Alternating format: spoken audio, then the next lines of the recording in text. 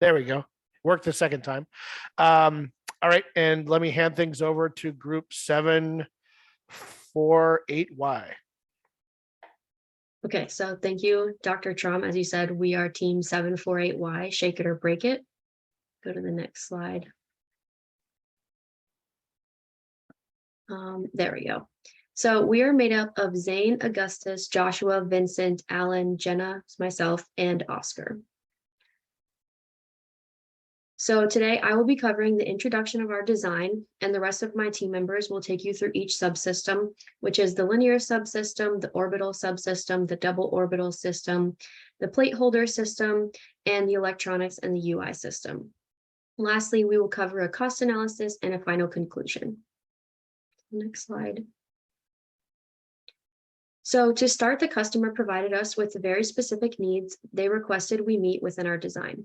These were completing a linear, orbital, and double orbital shaking pattern, being able to program different revolution speeds, function in extreme environments, be corrosion resistant, meet a 5-year lifetime, be compatible with existing culture plates and tube racks, provide a visual indicator for selection of shaking patterns and remaining time, capable of continuous runtime, have an emergency shutoff, and lastly, not interfere with the existing reactor housing. So the 748Y MK1 shaker table fulfills the need for a standalone device that can shake microcultural specimens at various speeds and patterns for biology research laboratories while providing superior lifespan and minimal human intervention. In order to reach this final design, we started off with 6 previous designs which were analyzed using a house of quality matrix to narrow down which fit the most customer needs. The original 27 customer needs were narrowed down to 14 in order to compare these previous MEC2 designs. The 14 chosen were determined to have the ability to differentiate the designs as well as hold the most importance when considering the strength of each design. As seen, the 6 chosen were groups 16 and 17 from fall 2020, groups 17, 14, and 22 from spring 2021, and the Core XY system. Group 16 from fall 2020 scored the highest in our house of quality matrix due to its high scores for its handling, ability to fit the existing well plates, its safety shutoff, its ability to perform in extreme environments, its controller, and finally its lifespan. This design featured an 80/20 slide rail that was powered by a NEMA 17 stepper motor. The motor actuated the 80/20 back and forth in the horizontal plane, which created the linear vibration. It used crank arms attached to the shaker base plate and a NEMA 17 motor to power the orbital motion. The basics of this design were used as a starting point for our future shaker table. Go to the next slide. After our design modifications were completed, based on prototyping and testing, these are the final specifications for our design. And with this, I'll pass it off to Augie. So there are a lot of competing shaker tables on the market right now. So why would you want to choose ours over somebody else's? One of the big key points that was required for us for this project was our design had to be capable of linear, orbital, and double orbital motion. And in our research, this was something that many other shaker tables were not capable of. Many were capable of one type of motion, either linear or orbital. Very few were capable of linear and orbital, but we couldn't find any that were capable of all three, which is a huge kicker for them. Moving on, we also are able to operate within the competitive speed range that many other commercial shaker tables were able to operate at, that being 350 RPM for linear and 350 RPM for orbital. And some of the specialized models that could handle either linear or orbital could operate faster. But like I said, they aren't able to do any other motion beyond that single type. And anything that was capable of doing both linear and orbital was also within that 350 RPM range. And then another huge selling point for ours is our small footprint, which is 84 square inches or 542.9 square centimeters. And whenever this is compared to many competitors, their average footprint was found to be 2,118 square centimeters for models that could do linear and orbital motion. And for models that could only do linear or orbital, their average footprint was found to be 891 square centimeters. And since the end goal for this design is to fit within the bioreactor, I believe that having a smaller footprint compared to our competitors is a huge advantage. And then for our linear system, it uses a NEMA 23 motor that I'll touch on more in a second. But we also found a way to complete linear motion without needing our motor to change direction, which will greatly help its lifespan in the long run. So moving on to our linear subsystem, our design has stayed fairly consistent throughout the development process. Like I said, the star of our show is the NEMA 23 motor, which we went from the beginning because of the amount of mass it would need to move with the orbital subsystem and everything on the far end of the table. A NEMA 17 wouldn't be able to cut it. And so we decided to beef up to the NEMA 23 since it provided the torque that we needed to smoothly operate the system. And like I said, we are able to complete our full linear motion without any motor reversals. So moving on to our next slide, we have an exploded view of our NEMA 23 and its system. So what we have here is the cleavage shaft that connects to the orbital system, starting from left to right. Moving back to the center, we have our NEMA motor and the motor mount for it. And then the bottom plate is actually a motor booster that we realized we needed once we decided to change our electrical housing. So the motor booster raises the height of the NEMA 23 by 17.4 millimeters. So it lines up nicely with the orbital subsystem. And besides that, that's really the only major design change we've made. Everything with the NEMA 23 and the linear subsystem has stayed fairly constant throughout our design process. And then our linear system travels over a fixed range of 25 millimeters at a speed up to 350 cycles per minute.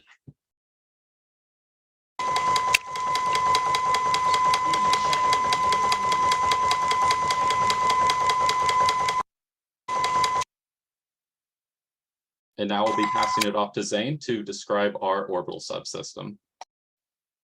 Yeah. So onto the evolution of orbital adjustment. One of the customer requirements is that the user would be able to change the diameter of rotation. So the first design that we came up with was borrowed from a previous student's design, where you can simply unscrew the shoulder screw, as shown in the bottom left image there, and you can just change what hole offset from the bottom shaft axis that you screw it into, and that changes the diameter. But we felt this was kind of limiting because you only had a set few adjustment diameters that you could choose. So we came up with a second iteration, which was simply a screw and a nut, and the user could use a screwdriver to tighten or loosen it to change the diameter. But with this design, it was sort of difficult thinking through how the user would be able to change the length of 3 of these supports. And also, if they did change the length, they wouldn't have an easy way to determine exactly what length they set it to. So that made us try to find a way to do it automatically. And what we came up with was a pair of miter gears where the lead screw is attached to one of the miter gears, so it rotates with it, and the bottom miter gears are actuated by a belt. So a belted system can effectively change the length of all 3 of them at the same time. Next slide. This is an overview of the full orbital subsystem as it's assembled onto the mounting plate, which you can see in the top right image there, with the 3 supports, the belt between all 3 bottom gears, and the 2 NEMA 17 motors. So the little adjustment assembly and NEMA 17 motor you see in the forefront of the top right image is the motor that's responsible for the orbital rotation pattern. So that assembly it's physically attached to the motor shaft that rotates with it. And when the plate that holds the 2 racks is on top of those 3 shafts, the 2 in the back, they're just in ball bearings in the bottom plate. So they're forced to rotate with it. And the back NEMA 17 motor is actually just for rotating the belt to actuate the distance, the diameter change. The 3 are positioned so that the ODFI system, which lights up the 2 racks on the underside of cultures or whatever is on the top of the shaking plate, it can fit in between the 3, which allowed reduction of height. And the plate holder can easily be removed through tightening or untightening the thumb screws that go into the top holes of the shafts you can see in the CAD in the top right there. So if the user ever spills anything on the machine or just needs to clean it, they can easily remove that top plate, but it's still able to freely rotate when the system's running. Next slide. This is an exploded view, so you can sort of see how things fit together. You can see the motor shaft in the forefront there, how it would slot up into that adjustment assembly and be responsible for the rotation. And you can see the belt rollers, how they have bearings inside of them and different fasteners. Next slide. So for the orbital pattern, it ended up being capable of a max RPM of 210, and the radius could go from 0.5 to 12.5 millimeters. Next slide. This is a video of the orbital pattern running at 180 RPM. And it ended up being pretty quiet. Most of that is just background noise from the room.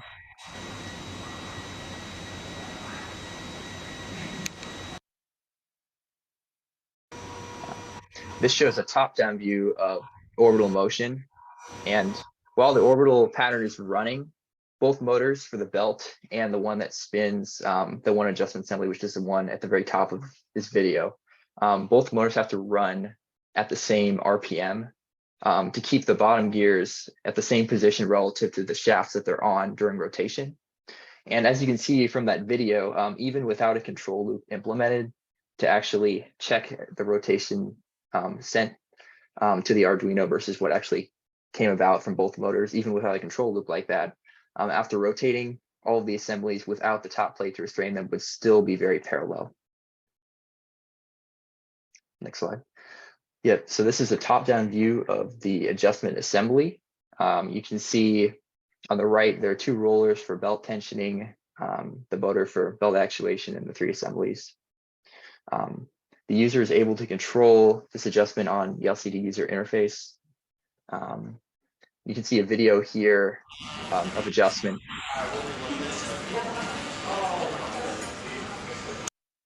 So that's what it looks like in action in retraction. Moving on from the orbital pattern, for the double orbital pattern, to meet the requirement that we set for ourselves of not having any motor reversals, we had to come up with a way to add the linear speed to the circular speed in a way that the double orbital pattern could cover the full 25 millimeters, which is a difficult thing to do. We came up with a mathematical solution to that using numerical methods in MATLAB, where you can see a non-constant linear speed superimposed on the circular speed will overcome it on when it's going negative. You can see it as the animation restarts here. See the circular speed goes negative, and then the linear addition to that has to overcome it in addition to what it was adding in the previous lobe, so that you can get a constant speed over the double orbital path. And we were able to come up with a solution to this for every diameter from 12.5 and below for the system. So in theory, it could perform this pattern. We did not test it on the physical system, but it is definitely capable of this pattern with things programmed.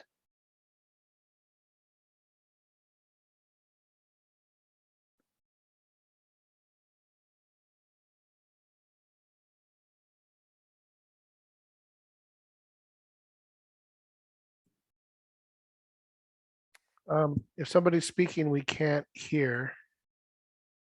I think that's Alan. Yeah. Can you hear me now? Yes, we can. All right. All right, perfect. Sorry about that. Onto the plate holder system. The plate holder system is composed of an acrylic plate holder and plate holder base. Since these two are made of acrylic, it allows light of wavelengths greater than 300 nanometers to pass through. This in turn allows the industry standard Lumidox LED array shown on the bottom left with a range of 365 to 730 nanometers to operate with no obstructions. Furthermore, there are 6 3D printed bumps adhered to the top to aid in the automatic removal and drop off of specimens. In addition to that, there are pocket base plates made of aluminum whose purpose is to allow clearance for the ODFI system and prevent robotic arms from descending past the base of well plates or tube racks. The plate holder is mounted by simply placing the 3 holes where the flange bearings are mounted to onto 3 corresponding shafts of the orbital system. And on the right is an exploded view annotating all of the parts of interest. The first iteration of the plate holder involved 8 threaded tabs that the operator would have to manually remove for each test run, which makes it very susceptible to user error and increases the amount of time for the setup of each test run. The following iteration enabled automatic removal and drop-off of specimens and decreased the need for operator intervention significantly. Although this design did allow for space for an ODFI system, it didn't address how it would be mounted. The third and final iteration satisfies all the customer needs, all while simplifying the manufacturing and assembly process. And on to Josh with the electronics. All right, so the electronics and UI system. Can I be heard? Yes, I am unmuted. So the next slide shows, in addition to the 3 motors, the electronic peripherals include the NEMA 23 driver, which is mounted externally due to its size. 3 optical end stops, which allow locating of all 3 motors, and the UI elements, including the power switch, 2 rocker buttons, and an I2C LCD, which give the user access to an intuitive menu through which they can control the shaking pattern, speed, time, and orbit size. All of these peripherals, as seen on the next slide, connect to a main control board, on which an Arduino does all of the processing, seen on the left side. It controls 3 motor drivers, the externally housed one shown on the previous slide, and the 2 NEMA 17 drivers shown in the middle. The right-hand component is a voltage downstepper to divide out the 24 volts to the logic 5 volts. It's all powered by a single 24 volt power supply, and all peripherals are connected via off-the-shelf JST connectors, the white connectors on the ends. The main design consideration for the electronics was compactness, as shown on the next slide. The main control boards mount into a sled that slides beneath the linear rail, keeping everything neat and clean and compact.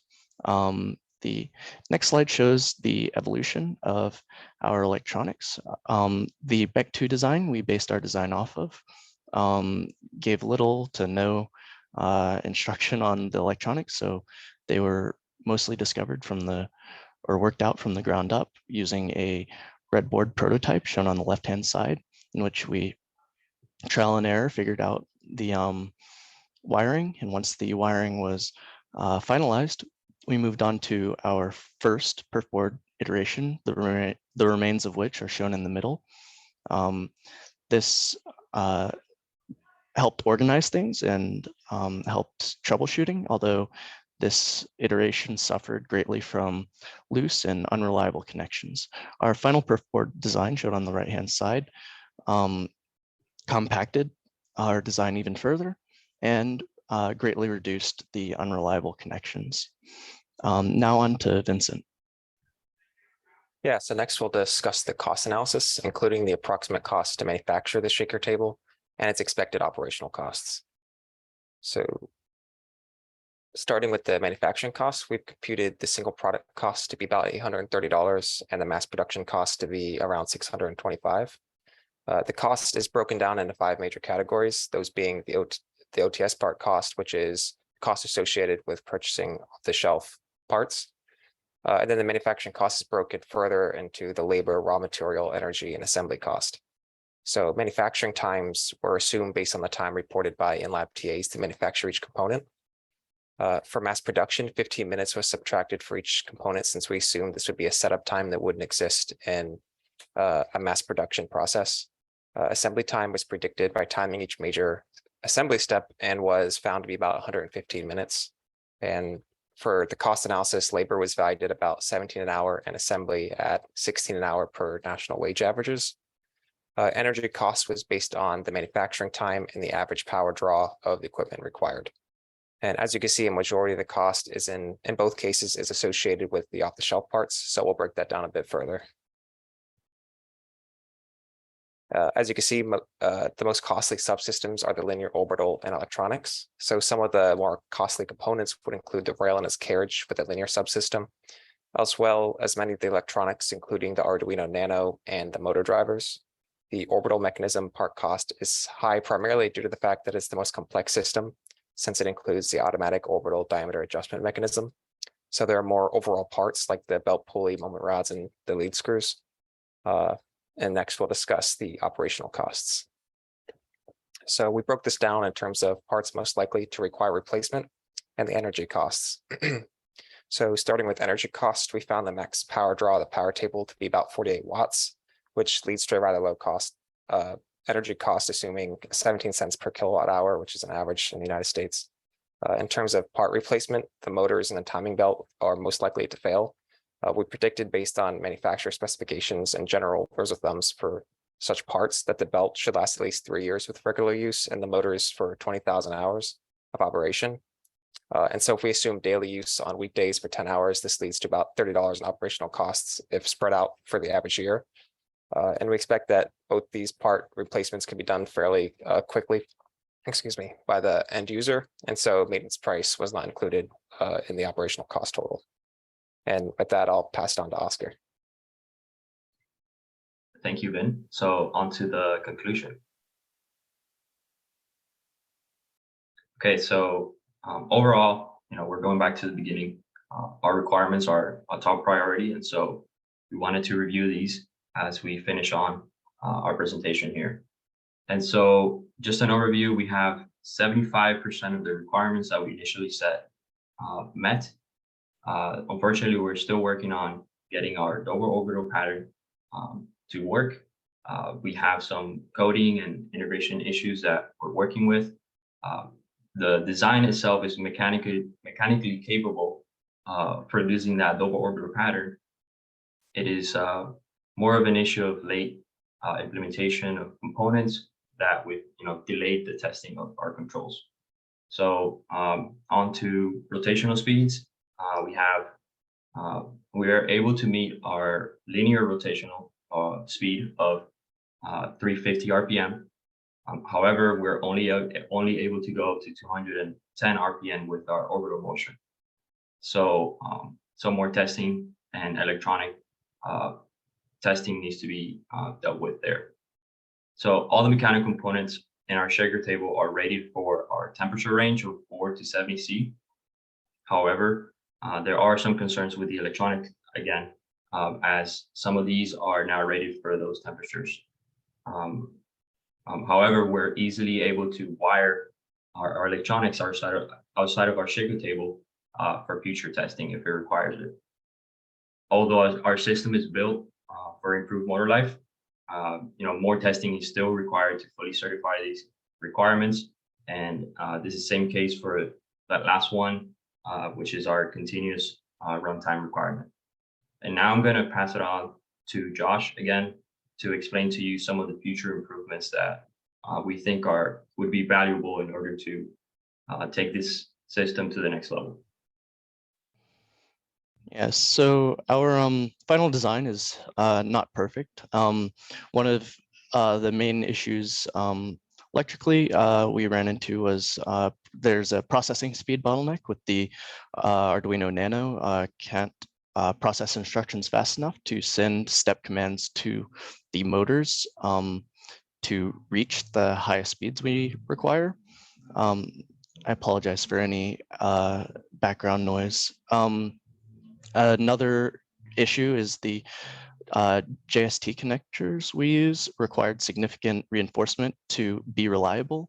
And so going forward with the design, it would be worthwhile to research more reliable connectors. An issue with several of the designs designed in parallel with ours from the other groups had significant motor noise issues. Ours made noise, but was significantly better than others, but it'd still be nice for ours to run even quieter than it does now, be less intrusive. Although this wasn't a requirement, it's been noted that it would be a nice feature for a quieter shaker table. This can be done by increasing the microsteps of the motors, but again, this runs into the processing speed bottleneck seen in the first improvement. So both improvements would have to be done in conjunction with each other. The orbital mechanism is quite complex, which sends up the cost, and failure modes of our orbital system. Moving forward with this design, it would be nice to simplify the orbital mechanism, reduce part count, etc. As far as operationally, it would also be nice to be able to adjust the diameter while the system is in motion. Right now, it must be adjusted while everything is stopped. This is a motor torque issue and would require larger motors for the belt and orbital motors. And there was some unwanted movement during adjustment that could be due to tolerances that were set too high, or the manufacturing processes for the parts, and could be looked into further to reduce the wiggle on our components. So that has been our design. We are shake it or break it. I will now open the floor to questions.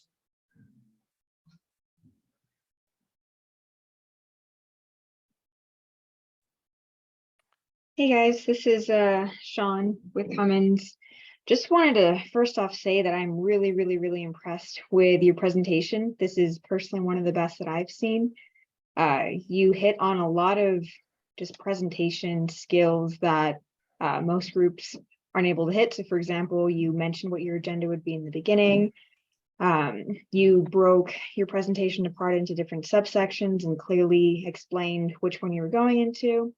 And most importantly, this is always a really big one for me, is listing out the customer requirements and then stating which ones you succeeded in meeting and which ones you did not meet. So huge props for doing that. This is an extremely important piece when it comes to any presentation with an industry, because at the end of the day, if you're not meeting the customer requirements, and it really doesn't matter how long you present for or what pretty pictures you're able to show. So definitely really good job with your overall presentation. I did have a question regarding your system. So let's see which one to start with. Let's start with failure modes. What is the most likely failure mode that you think the user will run into during operation, and how would this be mitigated? I believe, given everything was made as intended, that the first failure of the system would be the belt wearing out after its approximate 3-year lifespan. And what we'd intend to do is probably, since the customer needs statement specifies a 5-year lifespan, we would probably want to give the user 2 belts, and they could swap out the belt after it fails. Okay, great. Yeah, that was my biggest concern as well. Okay, and then second question is, what is the most complicated calculation or analysis that you had to overcome to get to the design that you settled on? And how did you work through it?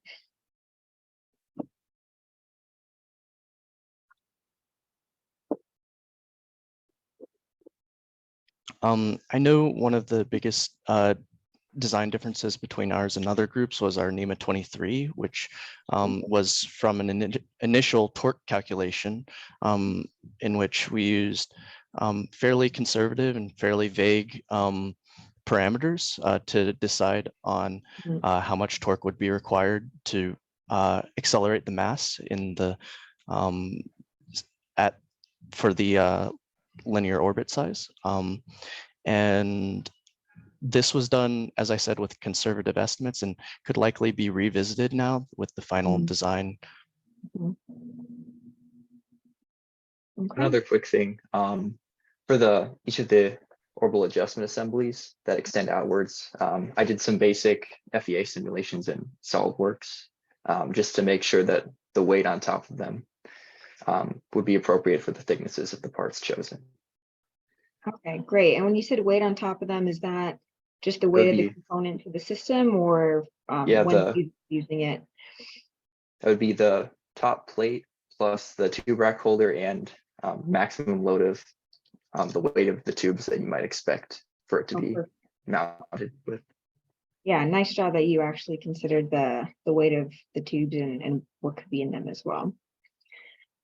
Okay, yeah, thanks for answering my questions. Overall, you guys seem all really knowledgeable about this, and thanks for making your presentation really clear. This definitely stood out to me from all the other presentations that I've seen from other years as well.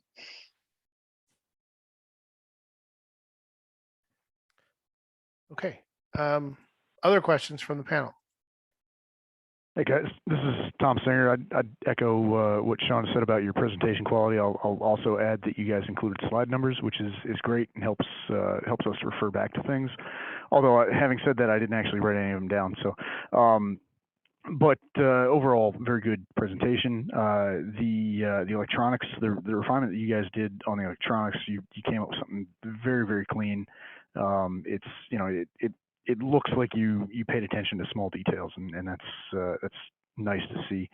On your cost slide, which again I didn't write down the number, I should have. Yeah, so if we're talking about a single product, $831 to shake, you know, tubes of you know, organisms or whatever it is. What is your overall budget, and is that a reasonable amount to spend on just one subsystem of the overall microbioreactor?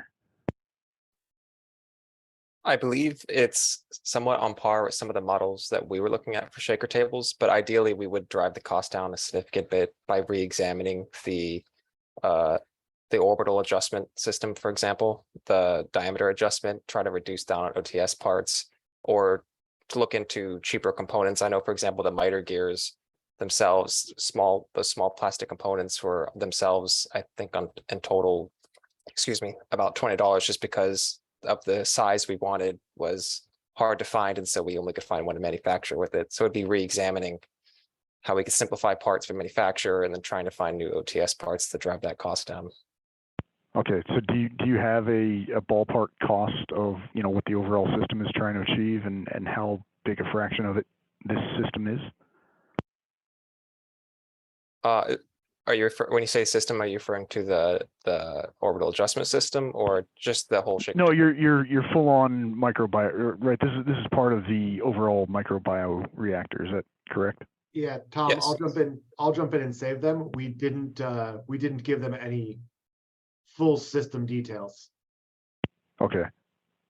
Yeah, I'm just curious, because I'm trying to think back to like previous semesters when it was, you know, the full up microbioreactor and what the overall cost target was, and I don't recall what it is, but $625 for you know, for the shaking system seems pretty high.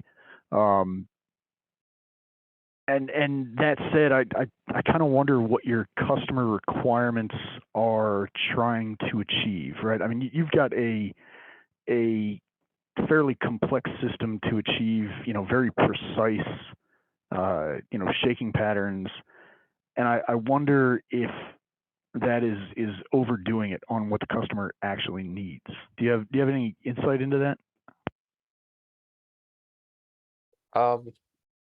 In terms of overstepping, I think we found it. I think what drove up our cost, at least a significant bit, would have been the automatic orbital adjustment. So we could have went with a simpler design. But when we first made our decision matrices, we found it important that we give them the most controllability, as well as what sort of capability does a comparable product offer? Like something that already exists on the market, you know, what sort of level of control of shaking patterns is offered currently?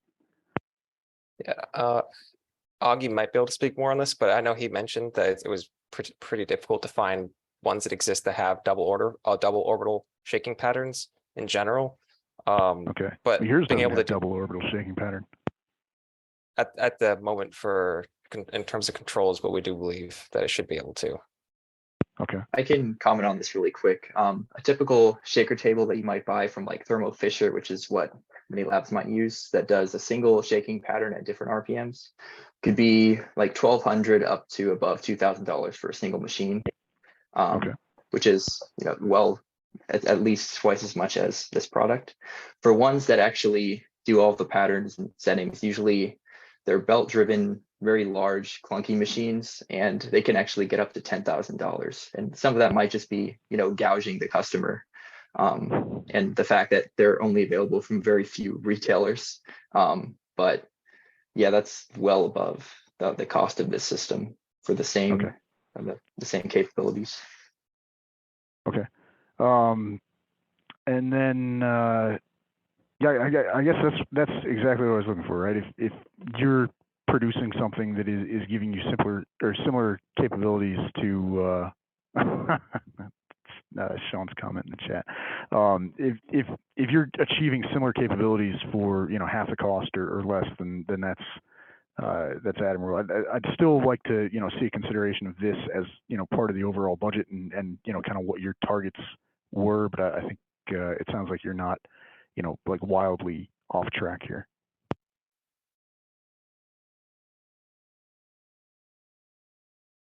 I just want to jump in real quick. You guys mentioned,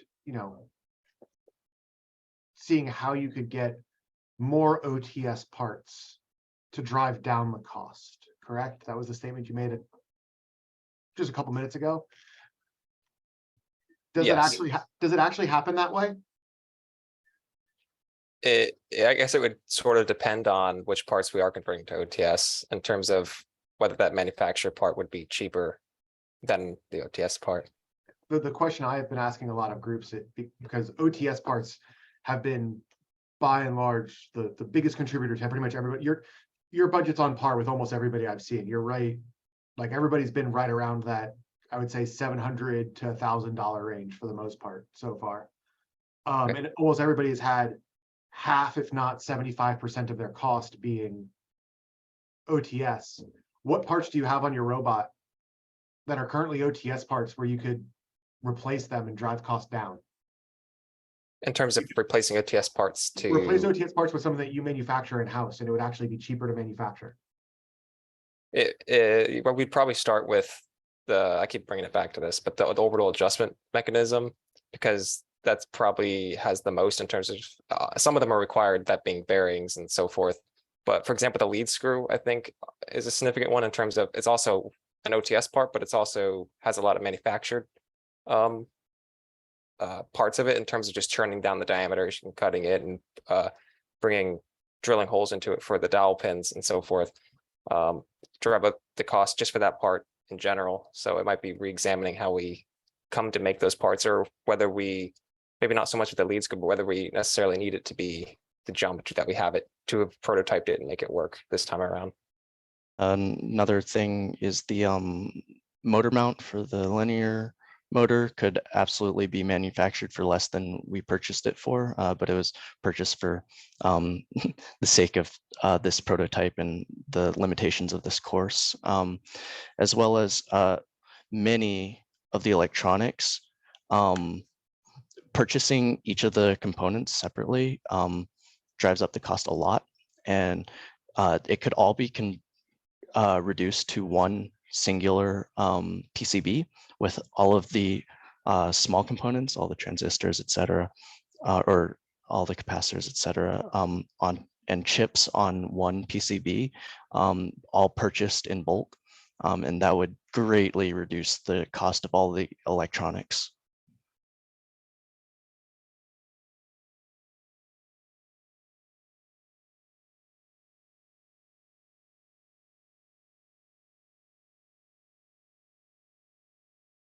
Tom, Sean, did you guys have anything else to chime in on? Nothing here. I'm good as well. I'll let Sean and Tom know this, because I think Matt and Alex already know. This group definitely knows. When they first showed me the idea for having the adjustable orbital design, I shat on them hard. Like, I roasted them about it, and they explained it so well and were so committed to it. Yeah, I thought it was insane. I was like, there's no way in hell this is ever going to work. And this has been like the shining star of a mechanism to have work. So you're talking about getting rid of it. And I'm like, no, don't do that. Like, you fought me so hard on this and you made it work. And it was amazing to see it functioning. So you guys, yeah, you impressed me every step of the way. I think you have the best electrical integration I've seen. You have the coolest way of solving a hard problem I've seen come out of the class this semester. And you got it 90% of the way there. Like, that's hella impressive. Way to go. So on that note, given that Dr. Nemi has never seen this before, have you guys talked to Rick Crowley and Tech Transfer about the possibility of a patent on your orbital diameter changing mechanism? Do you guys want to? Otherwise, I might. We'll have your denial on video record also. So I believe it's mostly up to Zane because he's really was the driving force behind designing this very early in the course. Yeah, I don't know what that process is like, or like what benefit that would really have, but I mean, I guess if you're serious, you could talk later about it, or we'll talk. Yeah, it's worth and I hate to say this on video, but I will. So in my experience, the UF Tech transfer office is to some extent a no factory. And they've surprised me on more than one occasion where I submitted something that I thought was a good idea. And they said, oh, no, that's not a good idea, or that can't be patented for some reason. But I think it's worth at least reaching out, and, you know, if the answer is no, at least you've gone through the process of checking. But if the answer is, you know, yes, this thing can be patented, well, you're still a UF student. It's UF does all the work for you, right? It's all the cost and time and paying patent lawyers and all that stuff is all done by the university. And, you know, yeah, like we talked about this in Mech 2, but you might have missed Mech 2, right? Because you're Aero. yeah, Yeah, so wasn't aware of this resource. Yeah, so you missed all the IP stuff in Mech 2, but so you do, you know, ultimately have to share some of the financial rewards with the university, but at least in my estimation, it's well worth it if the university is the one that's, you know, paying all the upfront costs and incurring all the financial risk, and also incurring the cost of defending the patent against infringement later on. Finding, you know, a potential customer that's willing to either pay for it or license it, or so they do all that. So while you're still a student here, it's probably worth at least, you know, a 15-20 minute conversation with Rick Crowley just to see if this thing, you know, does have legs beyond a capstone class. Okay, yeah, I'll definitely keep that in mind, and keep in touch with both of you. Sounds good. Okay. Well, so hey, we're at 3:51. I've never actually finished on time, and well, I didn't this time either because now I'm a minute over. But are there any other questions or comments? If we have extra time, when you're talking about the customer requirements you met versus didn't meet towards the end, again, I should have written down a slide number. There we go. So some of these seem like, you know, the double orbital pattern. I think maybe there's a path to that. The programmable revolution speeds, I think there's a path to meet that completely. One that jumps out at me here is the function in extreme environments. And I don't know, maybe you mentioned and I missed it. What are you missing here?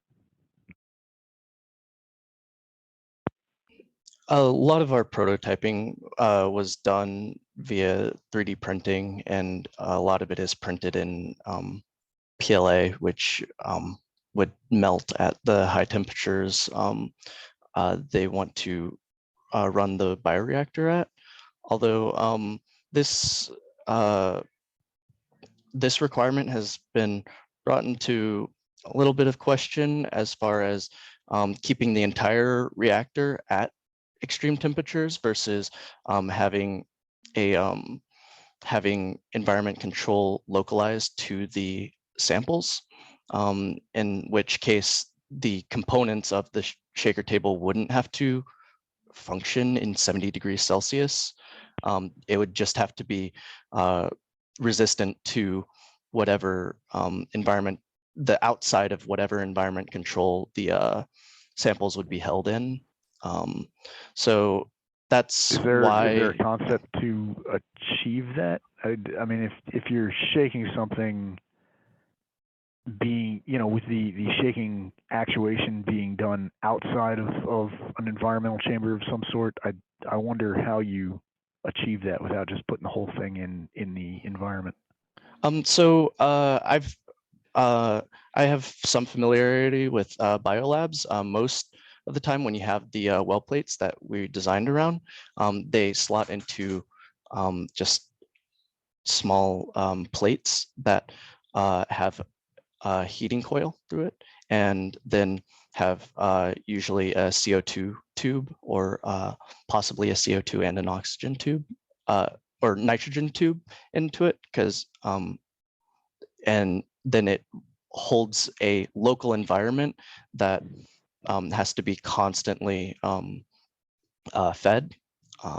But those plates, that environment plate, is hardly larger, maybe an inch expanded on either side, and maybe a ½ inch in height, greater than the plates themselves, and are always designed to allow for imaging to happen as well. Like large imaging machines That was often going to be come my with their own next thing. question.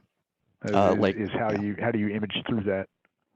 Yeah, like all large imaging equipment, like my girlfriend works with this all the time. She has her cell cultures and works on large imaging equipment all the time, and it has its own environmental plate that she transfers her well plates into.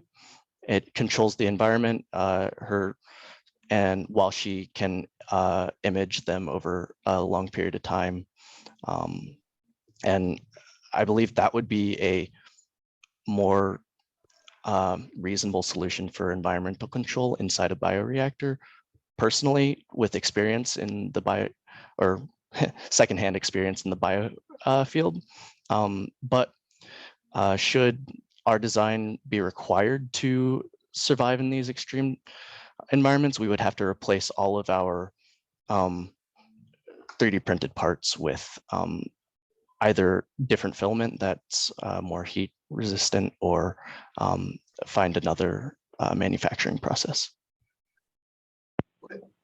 Whose lab does your girlfriend work in? My girlfriend currently works at WashU in St. Louis. Okay. I was just curious. So I'm familiar with those thermal systems that are microscope top thermal systems. Do you know what the biggest problem with them is? What is that? They have no thermal mass, so they are very hard to keep your temperature finely controlled.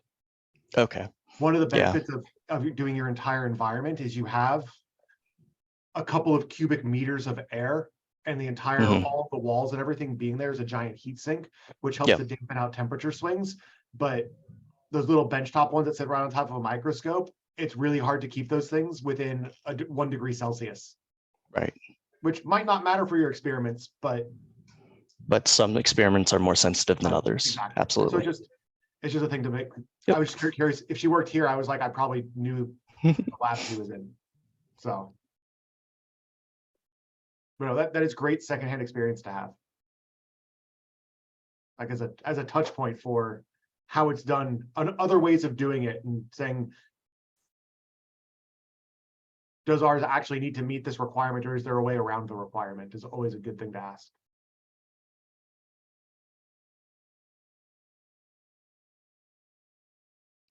All right, you'll have to excuse me. I do have an exam I have to walk to, but thank you for your time, everyone. Good luck. Knock it dead. And speaking of which, I almost finished on time, and then we went off in another direction. So now we're 7 Sorry about minutes that. over.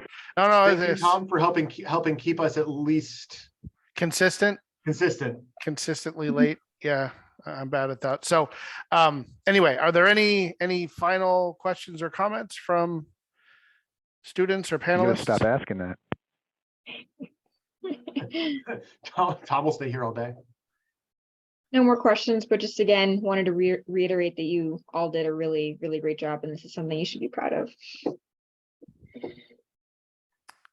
Thank you. Yep, I agree. So okay, so with that, let's wrap things up. I just want to thank you guys one more time for sharing your design with us and giving us a presentation this afternoon, and all of your creativity and hard work and energy over the course of the semester. It, as you can tell from feedback from the panel, it's definitely paid off. So with a really clever design and hopefully maybe possibly some intellectual property that might maybe arise out of this, depending on what Rick Crowley thinks. So very good job. And this is your Zoom meeting. So I can stop recording.